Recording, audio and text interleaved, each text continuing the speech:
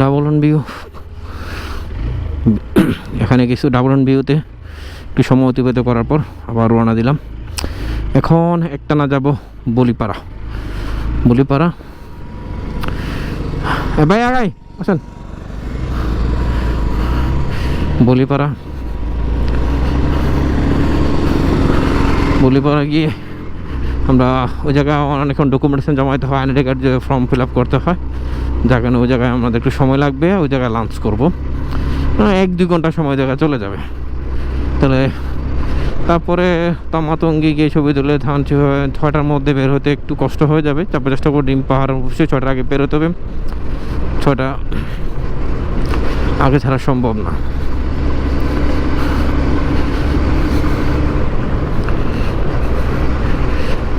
সামনেই নীলগিরি, আমরা নীলগিরিতে ওয়েট করবো না, কারণ নীলগিরি সময় লাগে অনেক। এখানে সিলেট কেটে উপরে উঠে ঘুরতে, ভিতরে ঢুকতে হাঁটাহাঁটির অনেক সময় লাগে। নীলগিরি বিকালবেলা সুন্দর। নীলগিরি 2 কিলোমিটার পরে ডাবল অন ভিউ থেকে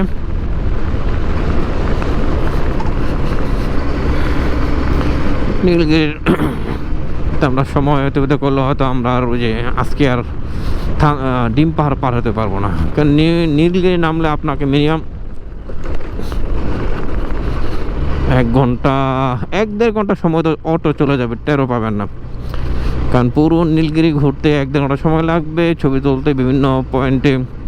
কারণ ওই জায়গা নীলগিরি মানেই ছবি তোলার জায়গা, ভিডিও করার জায়গা। তা আপনাকে এত সময় অতিবাহিত করলে হয়তো আমরা আজকে কক্সবাজার নাও যাওয়া যেতে পারে, কারণ আমাকে 6টার মধ্যেই ডিম পাহাড় চেকপোস্ট ক্রস করতে হবে।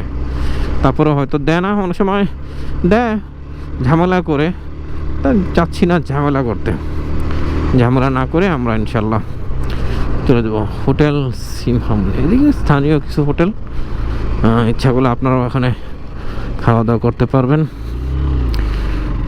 ক্যাফে নীল অ্যান্ড রিসোর্স, এটা ওই যে আমরা ওয়াইদ জংশন পার হওয়ার পর একটা পেলাম, রেস্টুরেন্ট পেয়েছিলাম। ওইটারই বিজ্ঞাপন বিভিন্ন জায়গায় দেয়া থাকে। ওদের অনেকগুলো প্রতিষ্ঠান একসাথে আছে।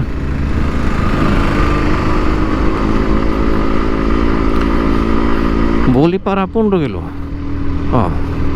আর থানচি 14 কিলো, তো 15 কিলো পরে আমাদের যদি সময় লাগবে না। তবে লাস্টে 8 কিলো অনেক ডেঞ্জারাস, নিচে নামতে হয়, যার কারণে